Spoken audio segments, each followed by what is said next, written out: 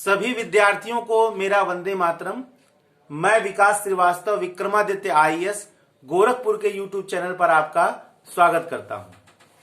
प्यारे विद्यार्थियों की, जैसा कि आपको विदित है कि आजकल हम लोग अपने चैनल पर क्वेश्चन आंसर श्रृंखला चला रहे हैं, एमसीक्यू सीरीज चला रहे हैं। आज हम उसी का अगला भाग यानी सेकंड पार्ट, दूसरा भाग देखेंगे। पिछले में हमने 4 क्वेश्चन लगभग, या जितने अच्छे क्वेश्चन थे वो 4 क्वेश्चन मैंने बताया था। आज हम उसी के आगे का नेक्स्ट पार्ट शुरू करेंगे। देखिए, हमने जब आप ट्रस्ट श्रृंखला जब शुरू किया था तो उसी समय हमने आपको बताया था कि प्रश्न गिना देने से और प्रश्न को लगातार या बहुत ज्यादा प्रश्न हल कर देने से मतलब नहीं है। मतलब इससे है कि हम प्रश्न को कितने ढंग से समझते हैं, कितने ढंग से उसकी व्याख्या करते हैं, इससे मतलब है। मतलब इससे है कि अगर हम एक ही प्रश्न जाने लेकिन उसको विधिवत जाने, अंदर तक जाने, या उस प्रश्न के आधार पर हम बहुत सारे प्रश्न हल कर लें, इसकी भी आवश्यकता है। तो मेरा मानना है कि अगर केवल तथ्यों से कंपटीशन निकलता, केवल क्वेश्चन आंसर प्रश्नों से निकल जाता, तो मार्केट में हजारों किताब मौजूद हैं। आप हजारों लाखों क्वेश्चन अपने पास कलेक्ट कर सकते हैं और उन्हें रट के एग्जाम बीट कर सकते हैं, लेकिन ऐसा तो होता नहीं है। तो मेरा मानना है कि आप एक ही प्रश्न जाने लेकिन उसको विधिवत जाने, समझ कर जाने, ऐसा जाने कि वो कभी भूले ना और उस पर आधारित सैकड़ों प्रश्न हल हो जाए। तो हमारा आपसे यही कहना है कि आप, जैसे हमने जो इस सीरीज शुरू किया, ये समझ के लिए शुरू किया है। ये समझ लीजिए एक प्रकार से लेक्चर है, ये क्वेश्चन आंसर लेक्चर सीरीज हो, समझ लीजिए आप। मतलब क्वेश्चन आंसर के माध्यम से ही मैं आपको लेक्चर दे रहा हूं, समझा रहा हूं, ठीक है। तो ये आपके लिए बहुत सारगर्भित और बहुत ही महत्वपूर्ण होगा, ठीक है। इसलिए आप इसको ध्यान से देखें। क्वेश्चन कितने हैं इसको मत देखें, क्वेश्चन कैसे हैं और क्वेश्चन को कितने अच्छे से हम समझ रहे हैं, इसको जरूर देखें, ठीक है। तो आज हम लोग शुरू करते हैं। पहला क्वेश्चन है, किस ग्रह को प्रेशर कुकर प्लेनेट कहते हैं? किस ग्रह को प्रेशर कुकर प्लेनेट कहते हैं? किस ग्रह को प्रेशर कुकर प्लेनेट कहते हैं? नंबर 1 सूर्य, नंबर 2 शुक्र, नंबर 3 नंबर बी शुक्र, नंबर सी शनि और नंबर डी बुध। अब प्रेशर कुकर प्लेनेट का मतलब यह हुआ, बहुत ज्यादा उसमें गर्मी होनी चाहिए, बहुत ज्यादा कार्बन डाइऑक्साइड होना चाहिए, बहुत ज्यादा प्रेशर होना चाहिए। सूर्य ग्रह तो नहीं है, सूर्य तारा है। मैंने यहां कंफ्यूजन के लिए इस प्रश्न में दिया है, तो सूर्य तो तारा है, ठीक है। तो इसका जो सटीक उत्तर है वो है शुक्र। शुक्र को उसके ताप के कारण, उसके अंदर कार्बन डाइऑक्साइड की उपस्थिति के कारण प्रेशर कुकर प्लेनेट के रूप में जाना जाता है। आप ये भी जानते हो कि ये सर्वाधिक चमकीला ग्रह है, सबसे गर्म ग्रह भी इसको कहा जाता है। देखिए, एक प्रश्न के अंदर कई प्रश्न हैं, इसीलिए मैंने बताया सारगर्भित पढ़ना, हमको केवल क्वेश्चन नहीं गिनाना है कि कितने क्वेश्चन बताते रहे। आपका ये लेक्चर सीरीज समझ ले हैं आप, question answer series with lecture. इसमें आपको अपने पढ़ाई के बारे में, जीएस के बारे में समझ विकसित करने में बहुत सहायता मिलेगी। आप देखेंगे 4 क्वेश्चन आपके लिए 40 क्वेश्चन, 400 क्वेश्चन के बराबर हो जाएंगे, ठीक है। तो किस ग्रह को प्रेशर कुकर प्लेनेट कहा जाता है? तो शुक्र है। शुक्र में कार्बन डाइऑक्साइड की मात्रा बहुत ज्यादा पाई जाती है और उसके अंदर क्या कहते हैं, ताप बहुत ज्यादा होता है, चमकीला ग्रह माना जाता है। इसी कारण से इसको प्रेशर कुकर प्लेनेट कहा जाता है। नेक्स्ट क्वेश्चन है, भूगोल का पिता किसे कहा जाता है? नंबर 2 भूगोल का पिता किसे कहा जाता है? ठीक है। ए हिकैटियस, बी स्ट्रैबो, सी प्लिनी और डी टॉलमी। ठीक है। जनरली पहले जमाने में जो विद्वान हुआ करते थे वो सभी चीजों पर अपने विचार दिया करते थे। विशेषीकरण नहीं हुआ था कि फला विषय का फला विद्वान, ऐसा हुआ नहीं था। तो ये जनरली इसमें बहुत सारे इतिहास के बारे में दिए हैं, भूगोल के बारे में दिए हैं, और यह भी माना जाता है कि दुनिया में भौगोलिक ज्ञान का विकास सबसे पहले भारतवर्ष में हुआ। लेकिन आप ये जान दीजिए कि विषय जो हो आपस में मिक्स थे। मैंने अभी बताया कि पहले विशेषीकरण नहीं हुआ करता था। एक विद्वान का, जैसे आर्यभट्ट तो मुख्य गणितज्ञ थे, लेकिन उनको ज्यादा काम खगोल पे हुआ, लेकिन असल में आर्यभट्ट तो गणितज्ञ थे। तो भले ही भारत में भौगोलिक ज्ञान का विकास दुनिया में सर्वप्रथम हुआ, लेकिन भूगोल को एक अलग अध्ययन शास्त्र के रूप में स्थापित करने का जो श्रेय जाता है यूनानी विद्वान हिकैटियस को जाता है। इसीलिए हिकैटियस को भूगोल का पिता यानी फादर ऑफ ज्योग्राफी भी कहा जाता है। तो ये एक इंपॉर्टेंट क्वेश्चन है और अच्छा क्वेश्चन है शुरुआती दौर में। लेकिन आपने इससे जाना कि दुनिया में सबसे पहले भौगोलिक ज्ञान का ये प्रश्न बहुत इंपॉर्टेंट है। ज्यादातर लोग यूनान लगाएंगे, लेकिन असल में यह भारतवर्ष है। आर्यभट्ट मूलतः गणितज्ञ है, ये भी आपने जाना। एक प्रश्न के अंदर हम लोग कई प्रश्न, सारे प्रश्न हल करेंगे। तो अगर हम 10 या 15 क्वेश्चन बता रहे हैं तो आप समझ लीजिए वो कई सारे प्रश्न हो गए। एक सीरीज तो आपका ऐसे ही तैयार हो गया। ठीक है, आइए हम नेक्स्ट क्वेश्चन देखते हैं। लेकिन हम लोग क्वेश्चन का विश्लेषण यहां जरूर करते चलेंगे। नेक्स्ट क्वेश्चन है तीसरा, काली मुद्रा क्या है? काली मुद्रा क्या है? अब इसका जरा ऑप्शन आप देखिए। ए, यह अवैध मुद्रा है, यह अवैध मुद्रा है। बी, यह जाली मुद्रा है, यह जाली मुद्रा है। सी, यह खराब मुद्रा है, यह खराब मुद्रा है। और डी, यह अवैध आय है जिस पर आयकर नहीं दिया गया है। यह अवैध आय है, यह अवैध आय है जिस पर आयकर नहीं दिया गया है। अब आप इसको देखिए, यह अवैध मुद्रा है, यह जाली मुद्रा है, यह खराब मुद्रा है, यह अवैध आय है जिस पर आयकर नहीं दिया गया। तो जैसा कि ब्लैक मनी स्थापित है, पहले आप जाने कि हम भले ही जाने कि कोई मुद्रा अवैध रूप से कमाई गई है, हम भले ही यह जाने कि कोई मुद्रा भ्रष्टाचार करके कमाई गई है, भले ही हम यह जाने कि कोई मुद्रा गलत धंधे से कमाई गई, आपके मन में है कि ब्लैक मनी से कहते हैं। लेकिन भारतीय कानून के अनुसार ब्लैक मनी वह मनी है जिस पर आयकर नहीं दिया गया। इसलिए आप इस प्रश्न में ऑप्शन बहुत सारे ऐसे जो आपको लगेंगे कि बिल्कुल वही सही है, लेकिन इस प्रश्न का असली मर्म है कानून के अनुसार काली मुद्रा क्या है। और कानून में परिभाषा चोरी, बेईमानी, डकैती, भ्रष्टाचार से कमाए गए कानून को काली मुद्रा नहीं कही गई है, बल्कि यह ऐसी मुद्रा है चाहे आप अपने इनकम से कमाएं, ईमानदारी से कमाएं, अगर आपने उसको टैक्स नहीं दिया है तो आप ब्लैक मनी रखे हुए। कानून इतना ज्यादा कमजोर है, भ्रष्टाचार बढ़े कैसे नहीं। कानून परिभाषित ही उसको ब्लैक मनी के रूप में कर रहा है जिस पर टैक्स नहीं दिया गया है। तो असल में इस प्रश्न का जो मूल मर्म है कि कानून के अनुसार काली आय क्या है, इसीलिए मैंने इसको हाफ फॉर्म में दिया। बहुत इंपॉर्टेंट प्रश्न है और आपके समझ विकसित करने के लिए महत्वपूर्ण है।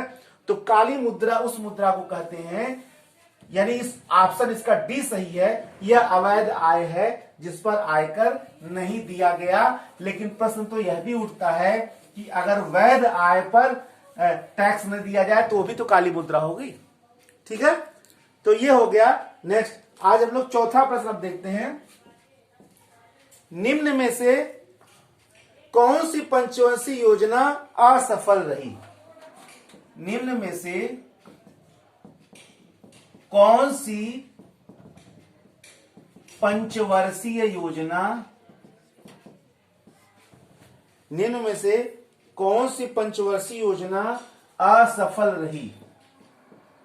असफल रही, ये एक इंपॉर्टेंट प्रश्न है, क्योंकि आप जान ही रहे हैं कि भारत का जो प्रारंभिक विकास हुआ था वो योजनागत विकास हुआ था। प्रथम पंचवर्षीय से लेके 12वीं पंचवर्षीय योजना चली, बाद में योजना आयोग को समाप्त कर दिया गया और नीति आयोग की स्थापना कर दी गई। ठीक है, तो लेकिन फिर भी भारत का जो विकास हुआ 70 साल तक, तो जाहिर सी बात है वो योजनागत विकास था। जो हम एक विशाल ढांचा भारतवर्ष में देख रहे हैं वो तो योजनागत विकास का ही ढांचा ना देख रहे हैं। तो पंचवर्षीय योजना को आप इनकार नहीं कर सकते। नीति आयोग आगे क्या देगा अभी ये मूल्यांकन का प्रश्न है, या अभी ये अनुमान का प्रश्न है। लेकिन भले ही कुछ भी सही, लेकिन पंचवर्षीय योजनाओं ने भारत को एक विशाल अधोसंरचना का विकास किया ही किया। भले कमियां सब रह गई, गरीबी वहीं रह गया, बेरोजगारी वहीं रह गया,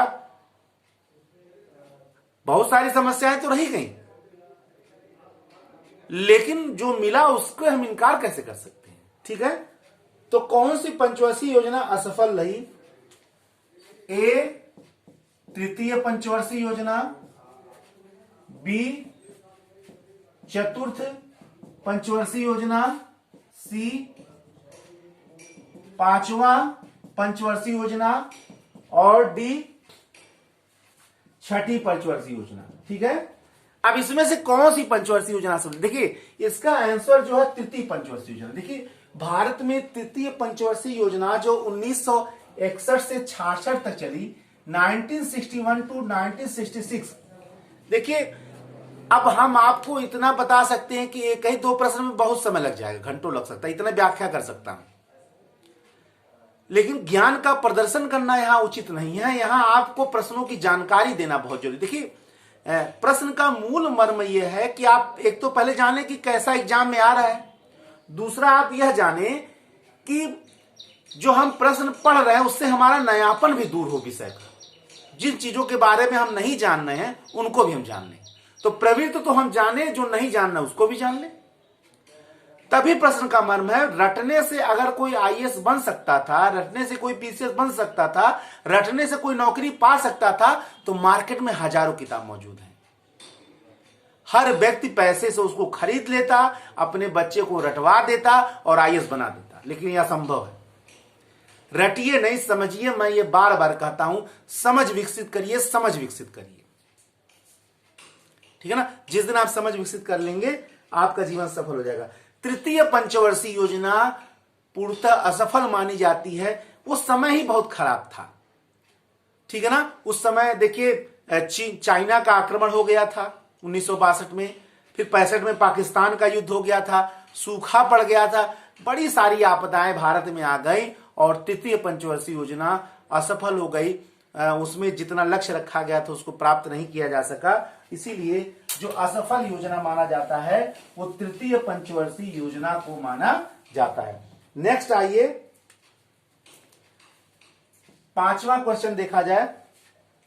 निम्न आकाश के नीला दिखाई देने का कारण क्या है? नहीं, आकाश किस कारण से नीला दिखाई देता है?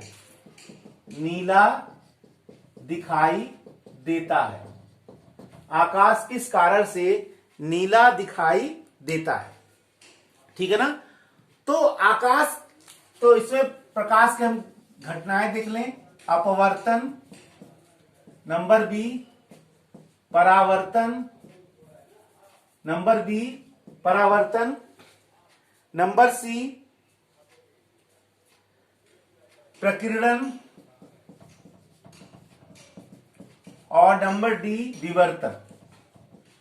ये प्रकाश की घटनाएं हैं, प्रकाश के फिनोमेना हैं। कौन से फिनोमेना के कारण आकाश का रंग नीला दिखाई देता है? ठीक है ना। आकाश असल में जो आपको नीला आकाश दिखाई दे रहा है वो असल में रंगहीन है, ब्लैक है। अंतरिक्ष यात्री को आकाश काला दिखाई देता है। ये बहुत इंपॉर्टेंट प्रश्न है। एक प्रश्न के साथ मैं आपको कई प्रश्न कर रहा हूं, ये आप खुद बना के देखिएगा कितने प्रश्न बता रहा हूं। तो नीला क्यों दिखाई देता है? देखिए, आकाश के नीला दिखाई देने का मूल कारण है एक तो वायुमंडल में उपस्थित कण, दूसरा प्रकाश का प्रकीर्णन। जब प्रकाश की किरणें चलती हैं तो प्रकाश के किरणों का रंग जो है वो रास्ते में जो धूल कण उस पर पड़ पड़ के फैल जाती है। हर रंग का कण अलग अलग फैलता है, लेकिन सामूहिक कणों पर पड़ के, क्योंकि बहुत दूर से आ रही प्रकाश की किरणें कणों पर पड़ती हैं और फैल जाती हैं। हर जो 7 कलर है सातों फैलते हैं, लेकिन उन सातों कलर के फैलाव का जो सामूहिक रंग है वो नीला होता है। इसीलिए आकाश का रंग जो है वो नीला दिखाई देता है प्रकाश के प्रकीर्णन के कारण। अब इसकी व्याख्या बहुत लंबा भी मैं कर सकता हूं, हर प्रश्न की व्याख्या बहुत लंबा किया जा सकता है, लेकिन ज्ञान का प्रदर्शन यहां नहीं करना है, आपको समझ आना चाहिए बस। ठीक है। हमारे इस जो एमसीक्यू सीरीज का है, जो बहुत मैंने देखा है, ये एक आंदोलन के रूप में आप लें। ठीक है। आप विधिवत जाने, मैंने पहले बताया कुछ ही क्वेश्चन जाने, लेकिन उसको बहुत विधिवत जाने, बहुत विस्तार से जाने। अगर कोई पूछ दे आपसे तो आपको शर्मिंदा ना होना पड़े। ठीक है। नेक्स्ट है, छठा क्वेश्चन है, छठा क्वेश्चन है, किसे आत्महत्या की थैली कहा जाता है? किस अंग को आत्महत्या की थैली कहा जाता है? किस कोशिकांग को आत्महत्या की थैली कहा जाता है? बहुत इंपॉर्टेंट प्रश्न है ये, जूलॉजी का बहुत इंपॉर्टेंट प्रश्न है। ऑप्शन है माइटोकॉन्ड्रिया, माइटोकॉन्ड्रिया, दूसरा ऑप्शन है बी लाइसोसोम, लाइसोसोम, सी गाल्जी काय, गाल्जी काय, और डी आंत। तो देखिए इसमें ऑप्शन बी सही है। लाइसोसोम को आत्महत्या की थैली कहा जाता है क्योंकि बहुत सारे टूटे फूटे कोशिकाएं इसमें जाकर फट जाती हैं और अपना अंत कर देती हैं ताकि नुकसान ना हो। यही कारण है कि लाइसोसोम को आत्महत्या की थैली कहा जाता है। लाइसोसोम को आत्महत्या की थैली कहे जाने का मूल कारण यही है कि इसमें जो है ये लाइसोसोम के अंदर जो जितने भी अन्य चीजें हैं वो वहां पे जाकर फट जाती हैं और अपने आप का अंत कर लेती हैं ताकि साफ सुथरा शरीर बना रहे। यही कारण है कि लाइसोसोम को आत्महत्या की थैली कहा जाता है। ठीक है ना। नेक्स्ट, ब्रिटिश सम्राट के अधीन नियुक्त भारत का पहला वायसराय कौन था? 7वां क्वेश्चन है, ब्रिटिश सम्राट के अधीन नियुक्त, ब्रिटिश सम्राट के अधीन नियुक्त भारत का पहला वायसराय कौन था? भारत का पहला वायसराय कौन था? ठीक है ना। तो ब्रिटिश सम्राट के अधीन नियुक्त भारत का पहला वायसराय, तो इसमें ऑप्शन देख लीजिए, Dalhousie, number B Canning, number C Bentinck और नंबर डी कर्जन। तो इसका मूल उत्तर है बी सही है। लॉर्ड कैनिंग जो है, जब भारत में ईस्ट इंडिया कंपनी का शासन समाप्त हो गया था तो लॉर्ड कैनिंग को वायसराय बनाया गया। एक क्वेश्चन समझने वाला है, अगर मैं सीधे वायसराय पूछ देता तो आप सब उत्तर तुरंत बता देते। अधीन, क्योंकि उस समय से भारत की शासन जो है वो ब्रिटिश सम्राट के अधीन आ गया था, तो जो गवर्नर जनरल था वो वायसराय प्रतिनिधि के रूप में आ गया। तो ब्रिटिश सम्राट के अधीन नियुक्त पहला वायसराय या पहला गवर्नर जनरल कौन था? लॉर्ड कैनिंग था 1858 में। तो ये आज का सीरीज हो गया। ठीक है, नेक्स्ट में फिर हम अच्छे प्रश्न, एक सारगर्भित प्रश्न लेकर उपस्थित होंगे। तब तक के लिए जय हिंद, जय भारत, वंदे मातरम, धन्यवाद।